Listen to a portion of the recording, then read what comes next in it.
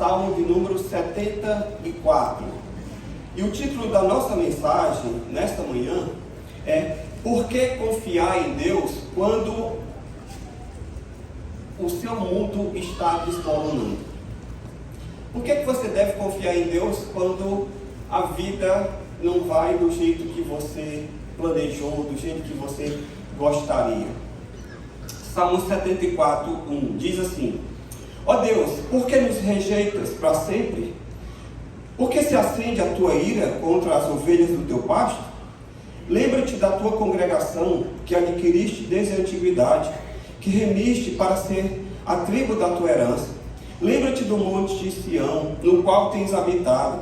Dirige os teus passos para as ruínas perpétuas, para tudo de mal que o inimigo fez no santuário. Os teus adversários bramam no lugar das assembleias e erguem as suas próprias insígnias como sinais. Parecem-se com os que empunham os seus machados no espeto da floresta. E agora, com os seus machados e martelos, destrói todos os entalhes de madeira. Incendeiam o teu santuário, profanam a morada do teu nome, arrasando-a até o chão. Disseram no seu coração: acabemos com eles de uma vez. Queimaram todos os lugares santos de Deus na terra. Já não vemos os nossos sinais, já não há profeta, nem há entre nós quem saiba até quando isto vai durar. Até quando, ó Deus, o adversário nos afrontará? Será que o inimigo blasfemará o teu nome para sempre? Por que retiras a tua mão, sim, a tua mão direita, e a conservas no teu seio? Mas Deus é meu rei, desde a antiguidade. É Ele quem opera feitos salvadores no meio da terra. Tu, com o teu poder, dividiste o mar, esmagaste sobre as águas a cabeça dos monstros marinhos, despedaçaste as cabeças do Leviatã e o deste por alimento às criaturas do deserto. Tu abriste fontes e ribeiros, secaste rios caudalosos. Teu é o dia, tua também é a noite, a luz e o sol, tu os formaste. Fixaste os confins da terra, verão e inverno tu os fizeste. Lembra-te disto, o inimigo tem insultado o Senhor, e um povo insensato tem blasfemado o teu nome. Não entregues à rapina a vida da tua pomba, nem te esqueças para sempre da vida dos teus aflitos. Lembra-te da tua aliança, pois os lugares tenebrosos da terra estão cheios de moradas de violência. Não fique envergonhado o oprimido, que o aflito e o necessitado louvem o teu nome. Levanta-te, ó Deus, e defende a tua causa. Lembra-te de como o ímpio te afronta todos os dias. Não te esqueças da gritaria dos teus inimigos, do sempre crescente tumulto dos teus adversários. Senhor, em nome de Jesus, que nesta manhã, como foi dito, que o Senhor aplique a tua palavra aos nossos corações, trazendo cada mente e cada coração cativo a Cristo. Que Jesus seja glorificado por meio da palavra, por todos aqueles que estarão aqui ouvindo, aqueles que ainda ouvirão no futuro, para a glória do teu nome, em nome de Jesus. Amém. A vida nem sempre é simples, como uma equação matemática, tipo 2 mais 2 igual a 4. Especialmente quando nós estamos diante de uma situação em que as coisas não estão saindo lá como planejadas. Todo mundo aqui se planeja, todo mundo aqui projeta sonhos, tem desejos de realizações futuras. Quem para de sonhar, para de viver. E você precisa estar sempre acalentando o sonho em seu coração. Mas nem sempre os sonhos que sonhamos, eles se concretizam. Nem sempre a vida ideal que nós projetamos, ela acontece no tempo e na hora em que a gente deseja. E é em momentos assim, quando tudo está dando errado, em que tudo parece que está desmoronando, que nós podemos olhar a nossa vida e olhar para a situação sob diversas óticas. Eu não sei se você está passando hoje, que está aqui, por um momento complicado. Este salmo, ele foi escrito num período que eu considero o mais difícil da história de Israel, depois da saída do Egito. Como vocês sabem, Deus levantou Moisés e conduziu o povo que estava escravizado no Egito para um novo local, uma terra que mana leite e mel, conforme a Bíblia Sagrada nos diz. E desde então, o que é que aconteceu? Tudo vinha sendo conduzido às mil maravilhas. O povo entrou na terra, se estabeleceu, mas chegou um dia em que o Império Babilônico, por volta do ano 587, 586 antes de Cristo, o Império Babilônico ele invadiu Israel. E a fúria dessa invasão foi tão grande que ela está descrita aqui, né? Eles agiram como quem está desbravando a floresta, derrubando árvore, mandando um machado na árvore, derrubando a floresta. Foi assim que eles invadiram a nação de Israel. Destruíram o templo. O texto diz até as insígnias, os aparatos que haviam no templo, a decoração, eles arrancaram, colocaram tudo abaixo, queimaram, destruíram o templo, mataram boa parte da população, e boa parte também da população que ficou viva foi levada cativa. Daí, por exemplo, nós temos lá aqueles amigos, né? Daniel, Sadraque, Mesaque, Abednego, que nós ouvimos há poucos dias uma série de mensagens do pastor Pedro Ouse Ser Firme. Lembra que ele falou muito sobre o livro de Daniel? Então, foi nesse contexto que o povo está vivendo como que em terra arrasada. O povo está vivendo o pior momento da sua vida, e o caos se instalou tanto na vida pessoal quanto na vida coletiva. O mundo entrou em colapso, o mundo de Israel, e a vida parecia estar desmoronando. E a forma como o salmista lidou com a situação, ela tem muito a nos ensinar hoje, aqui nesta manhã.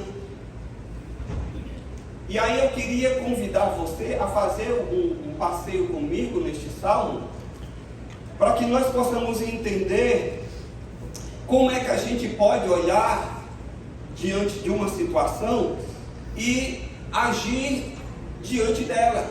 E nós propomos aqui 3 olhares sobre a situação que nós estamos vivendo, que foi isso que o salmista fez. Primeiro, ele olhou para dentro, ele olhou para si.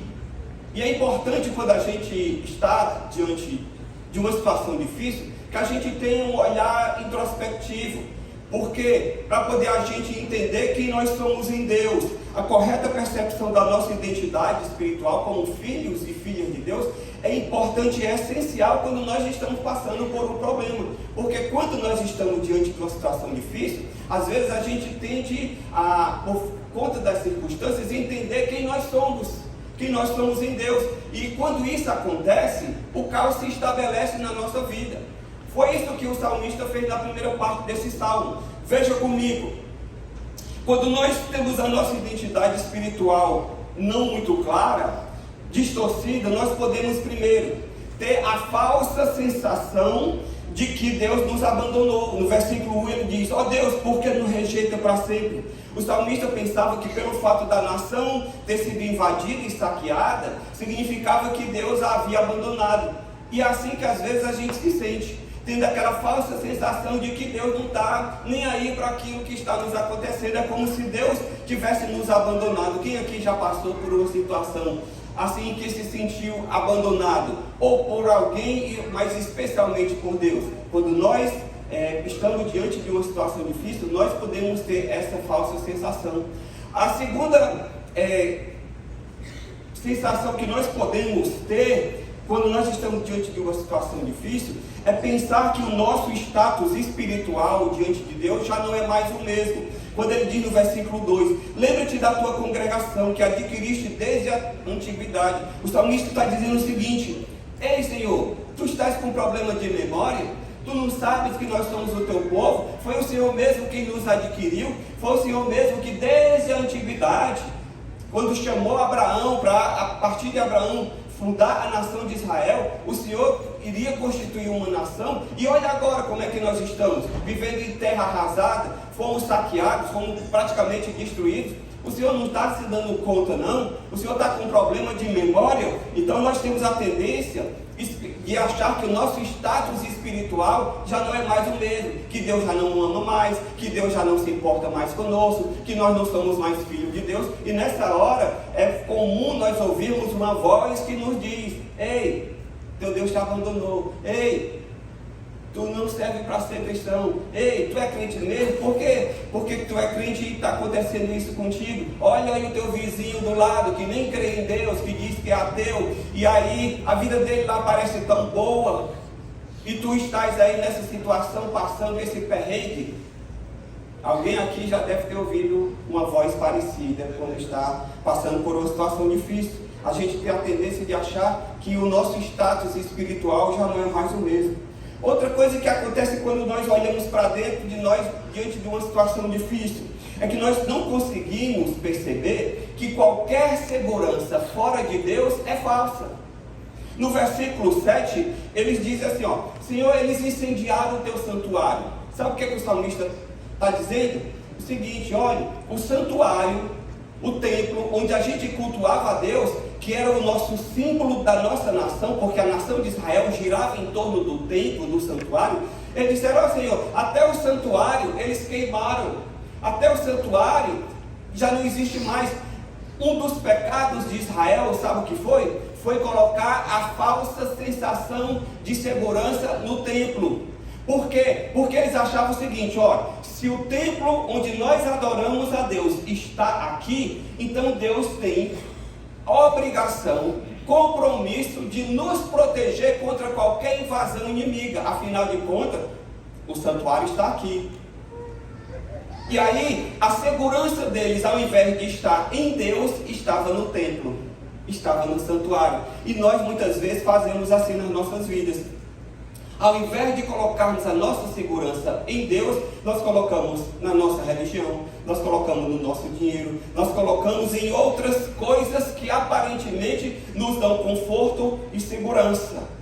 Que, não, eu tenho aqui uma reserva, eu tenho aqui uma carta na manga em que eu posso utilizar na hora da dificuldade. E muita gente foi embora com a Covid porque a carta que tinha na manga não conseguiu resolver. O dinheiro que tinha no banco não conseguiu comprar um respirador e nem garantir sobrevida aos seus pulmões. Então, nós temos essa tendência falsa de acreditar que fora de Deus há segurança. Fora de Deus não há segurança. Todo ateu, ele é ateu até o avião está caindo. Na hora que o avião está caindo, até o ateu diz: Deus, por favor, me ajude. Não é verdade? Nós temos a tendência de nos cercar de coisas que nos dão segurança. Isso é um engano. Isso é uma mentira. Por quê? Porque nem toda segurança que a gente contrata consegue. O seguro, ele paga a indenização, mas ele não impede o acidente de acontecer. O segurança pode andar do seu lado, mas ele não lhe impede de você levar um tiro. Olha o que aconteceu com Donald Trump. Então nós precisamos entender que a verdadeira segurança, ela está em Deus e não nas coisas que nós conseguimos angariar e colocar ao nosso redor. Quarta coisa que pode acontecer quando nós estamos olhando para dentro de nós mesmos. Nós podemos sentir como se nós estivéssemos diante de uma situação que é irreversível. No versículo 8, ele diz assim: acabemos com eles, dizem os adversários de uma vez. E ele diz assim: queimaram todos os lugares santos da terra.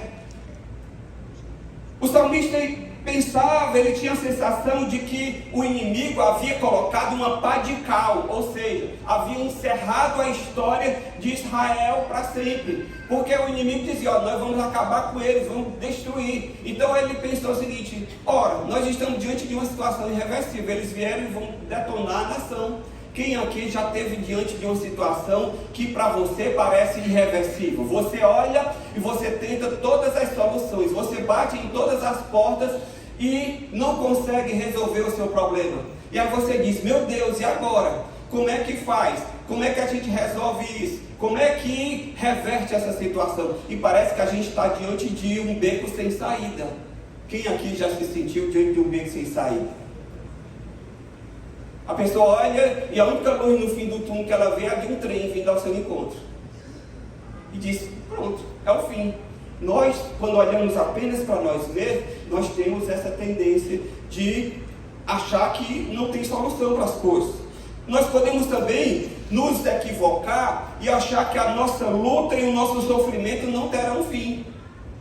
No versículo 9, ele diz, não há entre nós quem saiba até quando isso vai durar. Senhor, até quando? Porque parece que, como diz o ditado cearense, quanto mais eu rezo, mais visagem aparece. Já ouviu essa história? A pessoa diz assim, rapaz, eu resolvo um problema, aparecem dois. Parece que eu estou enxugando o gelo. É um negócio assim que eu não consigo ver quando é que essa coisa vai ter fim. E aí o salmista ele está nessa situação. Aparentemente é como se Deus tivesse se calado, ninguém fosse boca e nem profeta de Deus naquele momento. E é como se Deus estivesse imóvel diante da nossa situação, indiferente. No versículo 11 ele diz assim, Senhor, por que retiras a tua mão? Por que conservas a tua mão direita no teu seio? Conservar a mão direita no seio é fazer isso aqui, ó. Quando a mão está aqui, ela não pode alcançar. O salmista está dizendo, Senhor, por que o Senhor recolheu a tua mão? Por que o Senhor não estende para nos ajudar? É como se Deus estivesse indiferente, imóvel, àquilo que está acontecendo. Meu querido, talvez você esteja passando ou já tenha passado por todas essas sensações que eu descrevi até aqui. Porque você está olhando apenas para você. Você está com o olhar voltado apenas para você. Mas deixa eu lhe dizer, uma coisa boa que aconteceu com o salmista aqui, é que ele não ficou com o olhar voltado apenas para ele. Amém?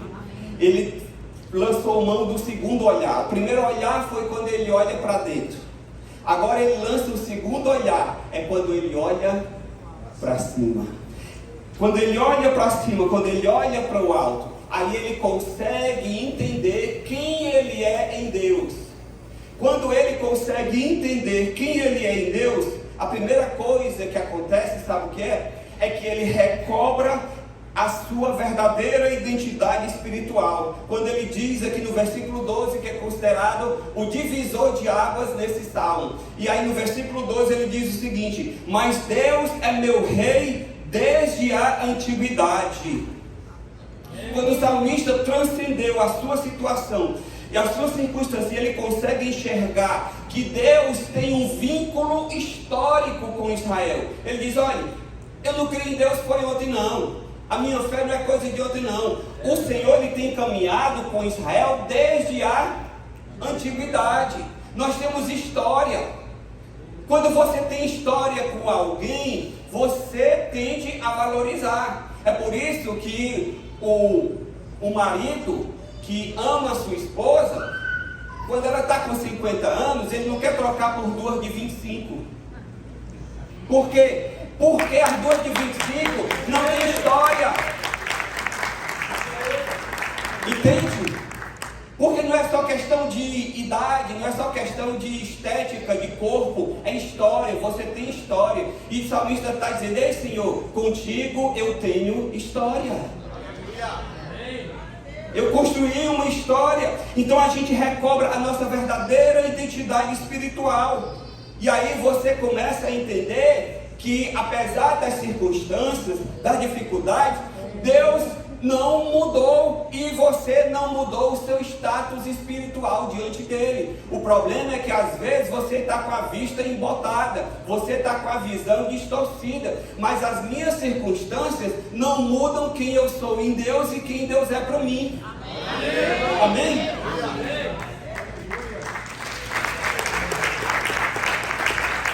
E aí ele tem recobrado a sua identidade espiritual, porque ele diz, Senhor, tu és o meu Deus, eu sou teu filho. E quando ele tem a sua identidade espiritual restaurada, sabe o que é que acontece? A sua visão espiritual também é restaurada. Por quê? Porque no versículo 12 ele diz, olha, tu és o meu Deus desde a antiguidade, E é o Senhor quem opera feitos salvadores na terra. Ele vai dizer o seguinte: Senhor, Tu não apenas és o meu Deus, Tu não apenas és o meu Senhor, mas Tu és o Deus que opera na terra. Tu és o Deus que a gente ora e o Senhor responde. Tu és o Senhor das nossas vidas. Querido, deixa eu lhe dizer uma coisa. Deus tem atributos.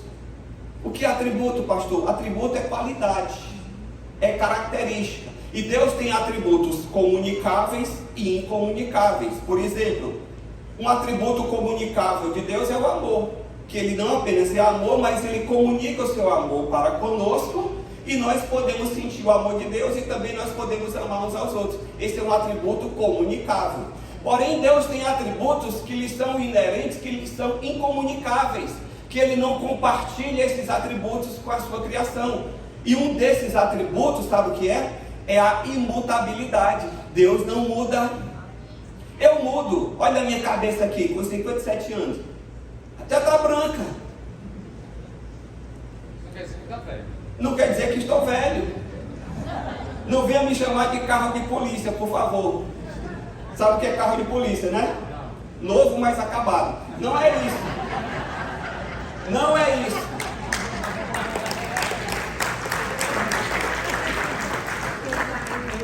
Nós mudamos, nós envelhecemos, o efeito da gravidade vem sobre as irmãs, né? Especialmente sobre as irmãs, mais do que sobre os irmãos. Não vamos entrar em detalhes, por favor. Mas o fato é que os atributos de Deus são incomunicáveis. Deus não muda. Ele diz lá em Malaquias 3,6: porque eu, o Senhor, não mudo. Hebreus 13,8: Jesus Cristo é o mesmo ontem e hoje o será para sempre. Então deixa eu lhe dizer uma coisa. Você, quando se volta para Deus, o Senhor te faz a visão ser restaurada, a tua visão espiritual. Você para de simplesmente olhar só as circunstâncias, só os seus sentimentos, só aquilo que você está se sentindo desamparado, isolado, abandonado, Deus em silêncio. Você para de olhar para essas coisas e você começa a olhar para quem você é em Deus e quem Deus é para você.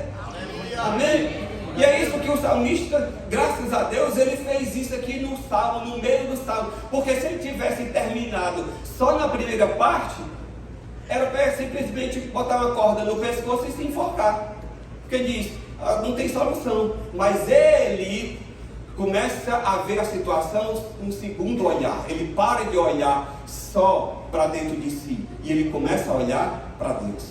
E porque ele olha para Deus, que ele tem a sua identidade espiritual restaurada, a sua visão espiritual restaurada, ele agora pode lançar mão de um terceiro olhar para a circunstância. Qual é esse terceiro olhar que o salmista lança para a circunstância? É o olhar ao redor. É ele olhar para os lados e começar a ver não mais sobre a ótica de quem olha para si, mas sobre a ótica de Deus. E é isso que a gente precisa. Senhor, me ajuda a olhar para o meu problema com os teus olhos. Me ajuda a olhar para minhas circunstâncias como o Senhor olha, como o Senhor vê. Eu quero ver como tu vês. Por quê? Porque Deus, irmãos, ele é ilimitado. Deus, ele vê as coisas que nós não vemos. Só para você ter um leve parâmetro. A questão de ângulo de visão muda tudo. Pastor Pedro, você está sentado na primeira fila. Você consegue dizer quem é a pessoa que está na segunda fila, exatamente na cadeira atrás de você? Não na primeira, na segunda. Quem é essa pessoa? Não. A segunda fila está vazia. A cadeira atrás de você está vazia. Por que que ele não consegue identificar? Porque ele não está vendo. Eu que estou aqui, ó, em outro ângulo, eu vejo perfeitamente que a cadeira está vazia. O que é isso, pastor, que você está querendo dizer? É que quando você olha para a circunstância, apenas com o seu olhar, você é limitado. Agora, quando Deus olha, Ele vê tudo.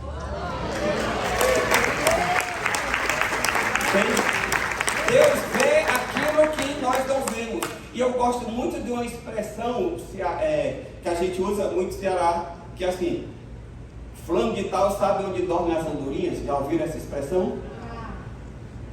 Pois é, Deus sabe onde dormem as andorinhas. Agora Deus não apenas sabe onde dormem as andorinhas, Ele dá ordem às andorinhas. É diferente, entende? Então, não é apenas saber, eu sei, mas eu não tenho controle nenhum. A andorinha faz o que quer, eu fico aqui sozinho. E Deus disse, venha para cá, vai para lá. Ele move céus e terra, porque Ele é um Deus Criador. Amém? E aí, quando o salmista ele olha ao redor, aí, queridos, ele começa a ver a situação sob um novo ângulo. Ele começa a ver os atributos e os feitos de Deus, e a sua fé é fortalecida. Pastor, nós temos motivos para crer que Deus pode intervir na nossa situação caótica, na nossa situação difícil, que aparentemente é irreversível. Nós temos motivos para isso? Temos. E o salmista ele começa a elencar os motivos. Primeiro, ele diz o seguinte: por que eu vou crer que Deus pode mudar essa situação da nossa nação? Porque Deus agiu em favor do seu povo no passado. No versículo 13, ele mostra Deus exercendo poder sobre a sua criação. Ele diz assim: tu com o teu poder dividiste o mar. No versículo 15, tu abriste as fontes e os ribeiros. O salmista lembrou, sabe de quê? De quando o povo estava saindo do Egito, o que foi que aconteceu? Lá em Êxodo, no capítulo 14, versículo 21, a Bíblia diz que Deus abriu o mar e o povo passou a pé enxuto. Aí ele começou a olhar e dizer assim: peraí, por que eu estou desesperado? Se o Deus que eu estou crendo, no passado, Ele já agiu em favor da nossa nação. Ele já abriu o mar, Ele já abriu o rio Jordão quando o povo precisou passar, lá em Josué no capítulo 3, versículo 17. Se Deus agiu no passado sobre a sua criação, o mesmo Deus ele pode agir no presente. O mesmo Deus pode agir hoje. Irmãos, o profeta Isaías, ele dá um vislumbre da majestade de Deus, que isso deveria nos animar.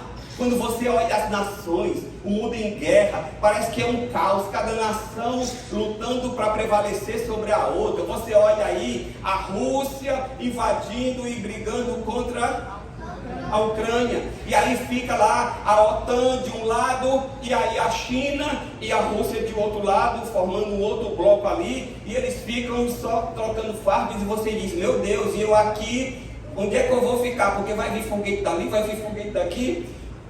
Como é que vai ficar a nossa situação? E a gente olha para as nações e fica assim, meio pensativo. O profeta Isaías, lá no capítulo 40, no versículo 12, ele diz como é que Deus olha para as nações. Ele diz assim: quem na concha da sua mão mediu as águas e tomou a medida dos céus a palmos. Deus mede o céu assim, que a gente olha, que ninguém vê nem o horizonte. Deus faz assim, ó, uma medida assim de um palmo, ele pega de uma ponta a outra. Quem recolheu o pó da terra na terça parte de uma vasilha, imagine toda a terra, na terça parte de uma vasilha, e pesou os montes, colinas e numa balança. Quem guiou o Espírito do Senhor, foi seu conselheiro ou ensinou? Com quem ele se aconselhou para que desse compreensão? Quem ensinou a vereda da justiça, ou quem ensinou a sabedoria? Quem lhe mostrou o caminho do entendimento? E eis que as nações são consideradas por ele como um pingo que cai de um balde, e como um grão de pó na balança. Eis que ele carrega as ilhas como se fossem pó fino. Diante deles todas as nações são como uma coisa que não é nada. Ele as considera menos que nada, como um vácuo. Com quem vocês querem comparar Deus? Com que imagem vocês o podem confrontar? É o pó fino da balança, não pesa nada. Você já viu um pozinho que não pesa nada? Você bota a terra assim na balança de Deus e não pesa nada. Todos os poderes, as nações, o glamour, a potência diante de Deus, isso não é nada. Aí o salmista diz: peraí, por que eu estou desesperado? O meu Deus é esse que agiu no passado, que abriu o mar. Que diz assim: mar, chega ali você agora ali na beira-mar e diz: ei, beira-mar, eu quero passar daqui até lá na frente, aquela ilhazinha que tem do outro lado. Só que eu não quero pegar esse barquinho não. Eu quero ir andando. Faça isso. Você vai passar a água de um lado para o outro e é menos que nada. Sabe por quê? Porque você não tem o poder que Deus tem. Se Deus ordena, Ele criou, Ele tem poder sobre a sua criação. E aí o salmista olha e diz assim, pode aplaudir que for você. O salmista olha e diz assim, rapaz, Deus agiu no passado. Outra coisa que deu esperança para o salmista poder continuar crendo que Deus iria fazer algo, é que Deus ele tem sido constante no seu agir, desconhecendo os limites de tempo e de espaço. Isso aí é maravilhoso. Primeiro, porque Deus ele apenas não tem sido constante, mas Deus ele não conhece limites de tempo e de espaço. No versículo 16 ele diz assim, ó, teu é o dia, tua também é a noite, dia e noite. Luz e sol, tu os formaste. Isso fala de quê? Tempo. No versículo 17, fixaste os confins da terra. Isso fala de espaço. Verão e inverno os fizeste. Isso fala de estações. Então é o seguinte, ele está dizendo, olha, Deus, tu criaste o mundo, tu sustenta o dia, tu sustenta a noite, tu é quem determina o inverno, tu é quem determina o verão. Senhor, tu tens agido, tu tens sustentado a tua criação e tu não conheces limite de tempo e de espaço. Ora, se Deus não conhece limite de tempo e de espaço, o que é uma nação invasora para poder se comparar ou para querer peitar, como diz o cearense, o poder de Deus? Que é a tua circunstância, meu irmão? O que é a afronta que você está passando? O que é a dificuldade que você está passando perante o Deus que não conhece limite de tempo e de espaço? Aleluia. Você olha e você está preso no tempo. Para você existe o ontem, o hoje e o amanhã. Para Deus não existe ontem, hoje e amanhã, porque Deus é atemporal. Glória a Deus. Então você olha e diz assim, eu olho para o meu futuro e eu não sei o que acontecerá. O que será de mim? Céus, vida. Já vendo aquele desenho animado? E o Senhor disse, rapaz, eu sou o Deus que estive no Gênesis, mas eu sou o Deus que estarei no Apocalipse. Amém? O Alfa e o Ômega, o princípio e o fim. Então Deus não tem esse problema de tempo e de espaço. Deus é constante. Deus não é como aquele relojoeiro que criou o relógio. Que o deísmo é exatamente isso. O deísmo acredita o quê? Que Deus criou o mundo, mas que Deus, a semelhança de um relojoeiro que cria o mundo, dá corda.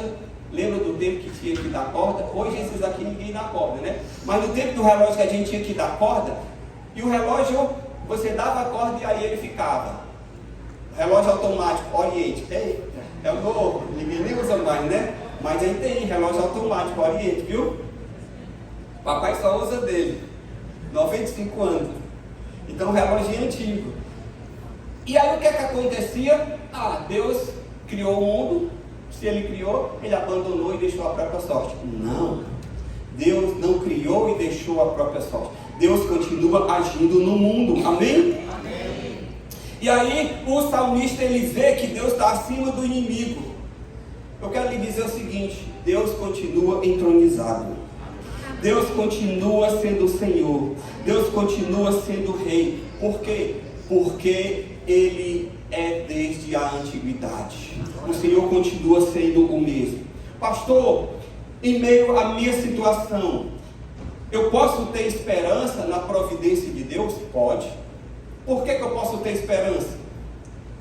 Porque você é o povo da aliança de Deus. Amém? Você é filho de Deus. Você é aliançado com Deus. Olha o que é que ele diz no versículo 20. Lembra-te da tua aliança, Senhor. Ei, Senhor, o pessoal está aqui para destruir as nossas vidas.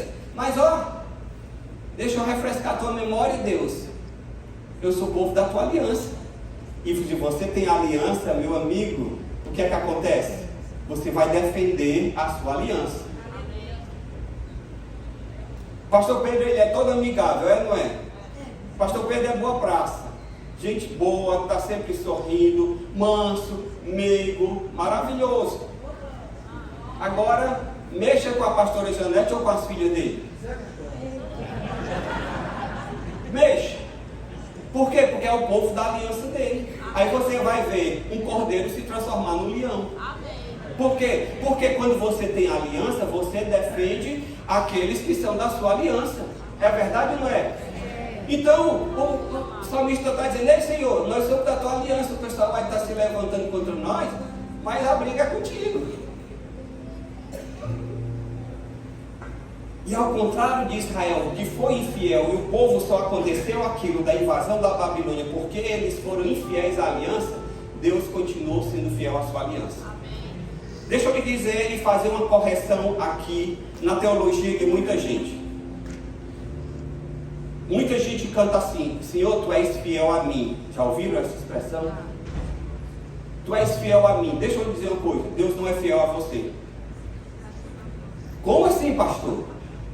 Deus não é fiel a você. Deus é fiel à aliança que Ele estabeleceu. Amém. Deus vela pela sua palavra para a cumprir. E quando você está dentro dessa aliança, você recebe os benefícios. Amém. Mas Deus não é fiel a você. Sabe por quê? Porque senão Deus entraria num problema ético. Sabe por quê? Joga Ceará e Fortaleza. Uma coisa bem simples para você entender. No Ceará tem um jogador cristão que crê em Deus, e no Fortaleza tem um jogador cristão que crê em Deus. Aí cada um está lá no vestiário fazendo as suas orações: ó Senhor, abençoa para que a gente vença hoje. Aí o outro está lá: Senhor, a vitória é nossa. E naquele jogo ali, alguém vai ter que ganhar a final de campeonato, alguém não vai, se terminar empatado, vai para os pênaltis, e alguém tem que sair ali para levantar a taça. E aí? Leão. Leão, ok. Mas deixa eu lhe dizer, independente se vai ser o leão ou o vovô, vamos se colocar aqui no lugar de Deus. E agora? Meus filhos estão pedindo, esse pede e esse pede, o que é que eu vou fazer? Ó céus, ó vida, alguém poderá me ajudar? Entende? Deus não é fiel a você, Deus é fiel à aliança dele. E Deus estabeleceu princípios na sua aliança. Você quer gozar dos princípios? Então fique aliançado com Deus. Que aí você nunca vai errar. Olha o que é que Deus disse. Gênesis 17:7: estabelecerei uma aliança entre mim e você e a sua descendência no decurso das suas gerações, aliança perpétua. O próprio Deus tratou de esclarecer. Durante aquele período ali, Deus não estava indiferente, Deus não estava com a mão dele aqui no seio, Deus não estava com problema de memória, mas Deus fez o povo lembrar por que eles chegaram a estar naquela situação. Jeremias, no capítulo 32, versículo 36, Deus dá a explicação por que eles estão passando o que estão passando. No versículo 36, Jeremias 32: agora, pois, assim diz o Senhor, o Deus de Israel, a respeito desta cidade, da qual vocês dizem que já foi entregue nas mãos do rei da Babilônia, pela espada, pela fome e pela peste: eis que eu os congregarei de todas as terras, para onde os dispersei na minha ira, no meu furor e na minha grande indignação. Eu os farei voltar a este lugar, e farei com que nele habitem em segurança. Eles serão o meu povo e eu serei o seu Deus. Eu lhes darei um só coração e um só caminho, para que me temam todos os dias, para o seu próprio bem e para o bem dos seus filhos. Farei com eles uma aliança eterna, segundo a qual não deixarei de lhes fazer o bem. Porei o meu temor no coração deles, para que nunca se afastem. Terei alegria em lhes fazer o bem, e os plantarei firmemente nessa terra, de todo o meu coração, de toda a minha alma. Porque assim diz o Senhor: assim como fiz vir este povo todo este grande mal, assim lhes trarei o bem que lhes estou prometendo.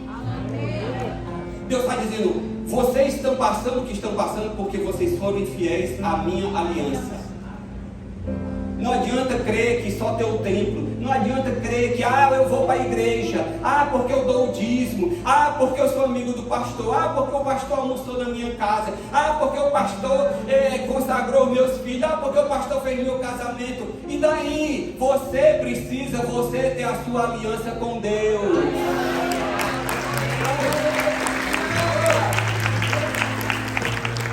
Ninguém entra no céu por amizade. entra no céu por relacionamento. Você tem que ter o seu relacionamento com Deus. Meus filhos são amados por mim e eu tratei desde o início de lhes plantar os valores da palavra de Deus. Mas não vão entrar no céu porque são meus filhos. Eles precisam ter o relacionamento deles com o Senhor. Marido, não adianta você dizer, filha, vai lá para a igreja, ore por mim. Você tem que vir. Aliás, você era que deveria vir, porque você é sacerdote do lar, e você que deveria estar aqui orando pela sua família, e não colocar essa carga sobre a sua mulher, porque ela não foi feita para isso. O papel dela não é esse.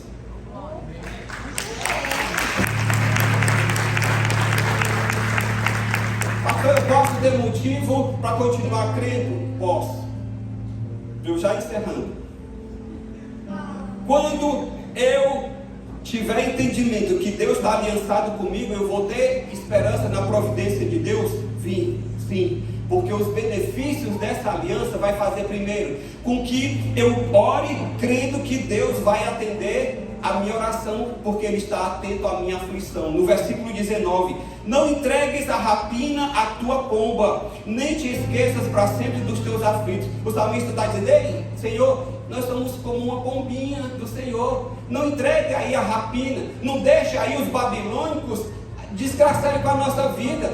Não deixe que a gente fique aflito e que simplesmente fique por isso mesmo. Quando eu olho para Deus, eu consigo olhar para as circunstâncias ao meu redor e orar crendo que Deus está atento à minha aflição. Deus está atento à sua aflição. Segundo, é que você pode ter esperança no Senhor, sabe por quê? Porque você vai entender que a sua fé nele não vai te deixar frustrado. No versículo 21, não fique envergonhado ou oprimido, que o aflito necessitado louve o teu nome. Você não vai ficar envergonhado, mas a tua circunstância vai mudar que você, como aflito, vai louvar a Deus. A tua aflição vai redundar em glória para Deus. Então, meu querido, deixa eu lhe dizer, você tem motivo de sobra para, mesmo quando o seu mundo está desmoronando, mesmo quando as coisas não estão acontecendo como você gostaria, não entre em desespero. Não fique olhando só para você, olhe para Deus, porque quando você olhar para Deus, você vai ter um outro olhar sobre as circunstâncias. Vamos ficar de pé para esse pastor, qual é a garantia? Hoje tudo a gente quer garantia, não é? Você quando compra um produto, o vendedor já diz logo, quer a garantia estendida de mais um ano? Aí se você for no Paraguai, você diz, tem garantia estendida? Ele vai dizer, la garantia sou eu. Não, você não quer que lá a garantia seja ele. Você quer a garantia estendida. Então tudo a gente procura hoje se cercar de garantia. Aí você diz, pastor, qual é a garantia que eu tenho que Deus vai honrar a sua aliança? A pessoa de Jesus. Irmãos, para Deus redimir a raça humana, para Deus cumprir o propósito que Ele teve ao criar Adão, e porque Adão meteu os pés pelas mãos, jogando toda a humanidade nesse precipício que nós nos encontramos hoje, Ele enviou Jesus. A Bíblia Sagrada nos diz, lá em Romanos 8:31, que diremos então à vista dessas coisas? Se Deus é por nós, quem será contra nós? Aquele que não poupou nem o seu próprio filho, mas por todos nós o entregou, será que não nos dará graciosamente com ele todas as coisas? A garantia que você tem, que você continua sendo amado por Deus, que você continua sendo querido por Ele, que Ele continua atento à tua vida, é porque Ele mandou Jesus Cristo na cruz do Calvário para resolver o maior problema da humanidade. O nosso maior problema não é a invasão do estrangeiro. O nosso maior problema não é porque a nossa casa foi incendiada. O nosso maior problema não é porque o câncer bateu a nossa porta. O nosso maior problema não é porque a nossa empresa quebrou. O nosso maior problema é o pecado que nos afasta de Deus. Por que, pastor? Porque todas essas coisas, a empresa que quebrou, o câncer que bateu a porta, ele tem influência na sua vida apenas nessa dimensão aqui. Se você morrer de câncer,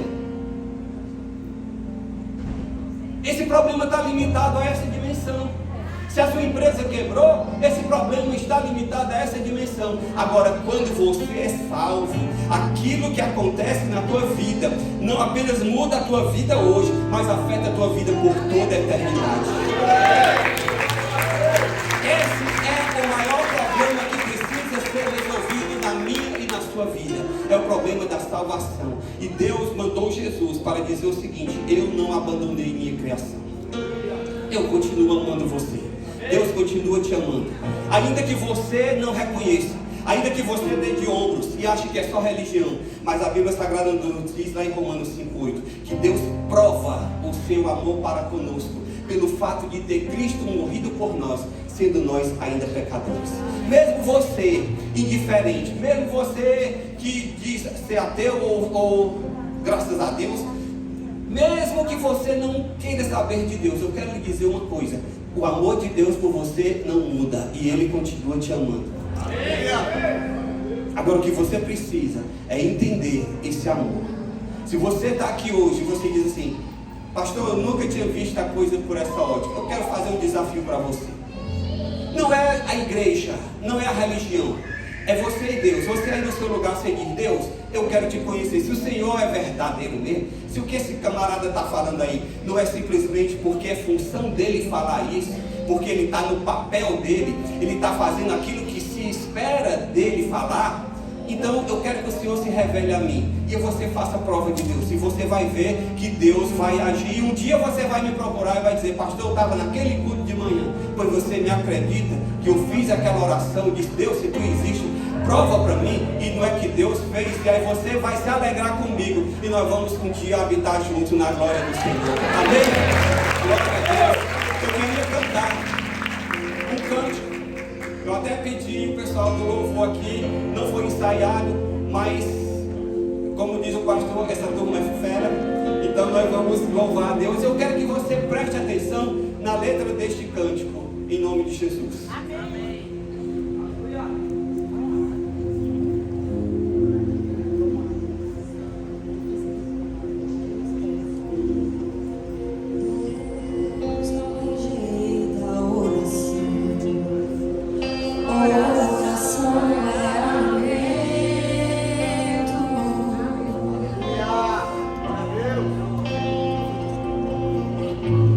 Nunca vi um justo sem resposta.